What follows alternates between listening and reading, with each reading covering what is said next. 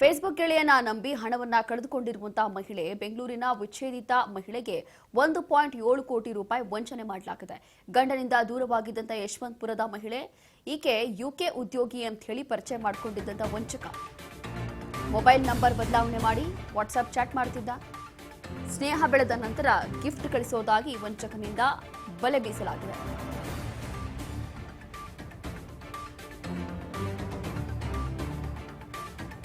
ಫೇಸ್ಬುಕ್ನಲ್ಲಿ ನಡೆದಿರುವಂತಹ ಘಟನೆ ಇದು. ಅಂದರೆ ಫೇಸ್ಬುಕ್ಕಲ್ಲಿ ಪರಿಚಯ ಆಗಿರುವಂಥದ್ದು. ಫೇಸ್ಬುಕ್ನಲ್ಲಿ ಪರಿಚಯ ಆಗುತ್ತೆ, ಅದಾದ ನಂತರ ವಾಟ್ಸ್ಆಪ್ ಚಾಟ್. ಬೆಂಗಳೂರಿನಲ್ಲಿ ವಿಚ್ಛೇದಿತ ಮಹಿಳೆಯರು 1.7 ಕೋಟಿ ರೂಪಾಯಿ ವಂಚಿಸಲಾಗಿದೆ. ಗಂಡನಿಂದ ದೂರವಾಗಿದ್ದಂಥ ಮಹಿಳೆಗೆ ಈ ರೀತಿಯಾಗಿ ವಂಚನೆ ಮಾಡಲಾಗಿದೆ. ಯುಕೆ ಉದ್ಯೋಗಿ ಅಂತ ಹೇಳಿ ಪರಿಚಯ ಮಾಡ್ಕೊಂಡಿರ್ತಾನೆ ಫೇಸ್ಬುಕ್ಕಲ್ಲಿ ಅಂತ. ಅದಾದ ನಂತರ ಮೊಬೈಲ್ ನಂಬರ್ ಎಕ್ಸ್ಚೇಂಜ್ ಆಗುತ್ತೆ. ಮೊಬೈಲ್ ನಂಬರ್ ಎಕ್ಸ್ಚೇಂಜ್ ಆಗಿ ವಾಟ್ಸಪ್ಪಲ್ಲಿ ಚಾಟಿಂಗ್ ಶುರುವಾಗುತ್ತೆ. ಸ್ನೇಹ ಬೆಳೆದ ನಂತರ ಗಿಫ್ಟ್ ಕಳಿಸೋದಾಗಿ ವಂಚಕನಿಂದ ಬಲೆ ಬೀಸಲಾಗಿದೆ. ಇದು ಆನ್ಲೈನ್ ಫೇಸ್ಬುಕ್ಕಿಂದ ನಡೆದಿರುವಂಥ ಒಂದು ಘಟನೆ. ಹಾಗಾಗಿ ಪೊಲೀಸರು ತನಿಖೆಗೆ ಮುಂದಾಗಿದ್ದಾರೆ. ಇತ್ತೀಚೆಗೆ ಆನ್ಲೈನಲ್ಲಿ ಇದೆಲ್ಲವೂ ಕೂಡ ಅತಿ ಹೆಚ್ಚಾಗಿ ನಡೀತಾ ಇದೆ. ದುಬಾರಿ ಡೈಮಂಡ್ ಗಿಫ್ಟ್ ಕಳಿಸ್ತೀನಿ ಅಂತ ವಂಚಕ ಹೇಳಿರ್ತಾನೆ.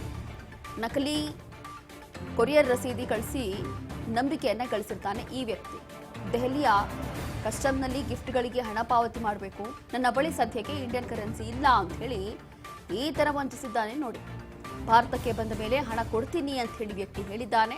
40 ಲಕ್ಷ ರೂಪಾಯಿ RTGS ಮೂಲಕ ಪಾವತಿ ಮಾಡಿದ್ದಂತಹ ಮಹಿಳೆ ಒಂದಲ್ಲ ಎರಡಲ್ಲ 40 ಲಕ್ಷ ರೂಪಾಯಿ ಮಹಿಳೆ ಪೇ ಮಾಡಿರ್ತಾರೆ. ಪದೇ ಪದೇ ಇದೇ ರೀತಿಯಲ್ಲಿ ಹಣ ಸಂಗ್ರಹ ಮಾಡ್ತಿದ್ದಂತಹ ವಂಚಕ ಅನುಮಾನ ಬಂದು ಮಹಿಳೆ ಪೊಲೀಸರಿಗೆ ದೂರು ಕೊಟ್ಟಿದ್ದಾಳೆ. ಉತ್ತರ ವಿಭಾಗ ಸೈಬರ್ ಠಾಣೆಗೆ ದೂರನ್ನ ಕೊಡಲಾಗಿದೆ.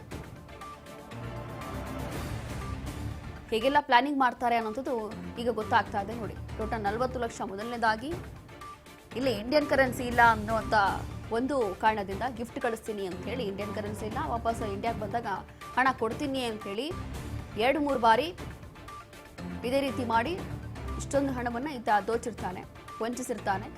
ಮಹಿಳೆಗೆ ಇದು ಅನುಮಾನ ಬರುತ್ತೆ, ಇದು ಒಂದಲ್ಲ ಎರಡಲ್ಲ ಹಲವು ಬಾರಿ ರೀತಿಯಾಗಿ ಮಾಡ್ತಿದ್ದಾನಲ್ಲ ಅಂತ ಹೇಳಿ. ಅದಾದ ನಂತರ ಈಗ ಸೈಬರ್ ಪೊಲೀಸ್ ಠಾಣೆಗೆ ರೀತಿಯಾಗಿ ದೂರನ್ನು ಕೊಡಲಾಗಿದೆ. ನನ್ನ ಬಳಿ ಸದ್ಯಕ್ಕೆ ಇಂಡಿಯನ್ ಕರೆನ್ಸಿ ಇಲ್ಲ ಅಂತ ಹೇಳಿ ಭಾರತಕ್ಕೆ ಬಂದ ಮೇಲೆ ಹಣ ಎಲ್ಲವೂ ಕೂಡ ವಾಪಸ್ ಮಾಡ್ತೀನಿ ಅಂತ ಮೋಸ ಮಾಡಿದ್ದಾನೆ. ಅದಾದ ನಂತರ ಮೊದಲನೇದಾಗಿ ಮಹಿಳೆ ಸುಮಾರು 40 ಲಕ್ಷ ರೂಪಾಯಿ RTGS ಮೂಲಕ ಪೇ ಮಾಡ್ತಾರೆ. ಅದಾದ್ಮೇಲೆ ಪದೇ ಪದೇ ಇದೇ ರೀತಿಯಾಗಿ ನಡ್ಕೊಳ್ತಾ ಇದ್ದಂತೆ. ಅಂದ್ರೆ ಇದೇ ರೀತಿಯಾಗಿ ಏನಾದರೂ ನೆಪ ಹೇಳಿ ದುಡ್ಡನ್ನ ಸಂಗ್ರಹ ಮಾಡೋದು, ವಂಚಿಸೋದು.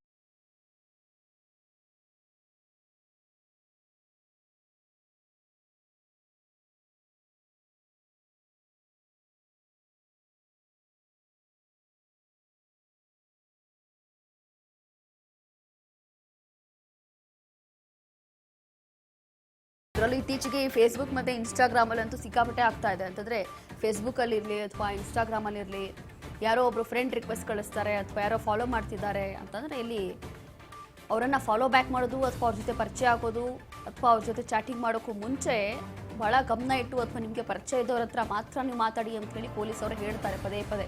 ಸೈಬರ್ ಕ್ರೈಮ್ ಪೊಲೀಸರು ಪ್ರತಿ ಬಾರಿ ಇದೇ ಮಾಹಿತಿಯನ್ನು ಕೊಡ್ತಾರೆ. ಕಾರಣ ಏನು ಅಂತಂದರೆ ಇಂಥ ಪ್ರಕರಣಗಳು ಅತಿ ಹೆಚ್ಚಾಗಿ ಬೆಳಕಿಗೆ ಬರ್ತಾ ಇದೆ. ಹಾಗಾಗಿ ಆನ್ಲೈನ್ನಲ್ಲಿ ಪರಿಚಯ ಏನಾಗುತ್ತಲ್ಲ, ಆ ಪರಿಚಯದಿಂದ ಬಹಳ ಹುಷಾರಾಗಿರಬೇಕು ಅನ್ನೋಂಥದ್ದು ಕೂಡ ಪದೇ ಪದೇ ಹೇಳಲಾಗ್ತಾ ಇದೆ.